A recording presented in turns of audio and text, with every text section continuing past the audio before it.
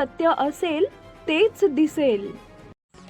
बारामती येथील एसटी महामंडळाच्या कार्यालयात ज्येष्ठ नागरिकांचा सवलत कार्ड नोंदणी प्रक्रियेदरम्यान गंभीर गैरसोयींचा सामना करावा लागत असल्याचं चित्र समोर आलंय.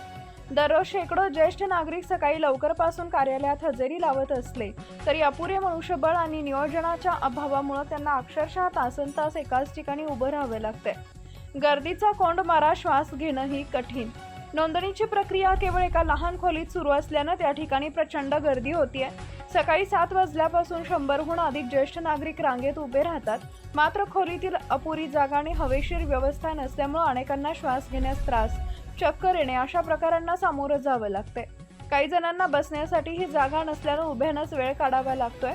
कार्यालयात केवळ एकाच खिडकीवर नोंदणी प्रक्रिया सुरू असल्यानं कामाचा वेग अत्यंत मंद आहे.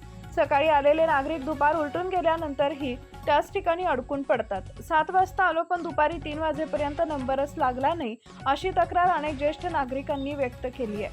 अपुरं मनुष्यबळ, प्रशासनावर प्रश्नचिन्ह. दररोज मोठ्या संख्येनं नागरिक येत असताना देखील नोंदणीसाठी केवळ 1 ते 2 अधिकारीच नियुक्त करण्यात आले.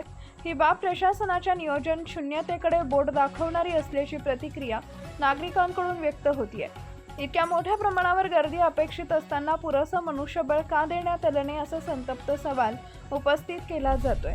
या परिस्थितीवर तातडीनं उपाययोजना करण्याची मागणी जोर धरतीये. नोंदणीसाठी स्वतंत्र काउंटर वाढवणे, ज्येष्ठांसाठी बसण्याची सोय, पिण्याच्या पाण्याची व्यवस्था तसेच टोकन प्रणाली लागू करणे यांसारख्या उपायांची आवश्यकता असल्याचं नागरिकांनी सांगितलंय. दरम्यान प्रशासनानं या समस्येकडे गांभीर्यानं लक्ष देत लवकरात लवकर योग्य ती पावलं उचलावीत अशी अपेक्षा व्यक्त केली जातीये. Subscribe now and press the bell icon. Never miss an update.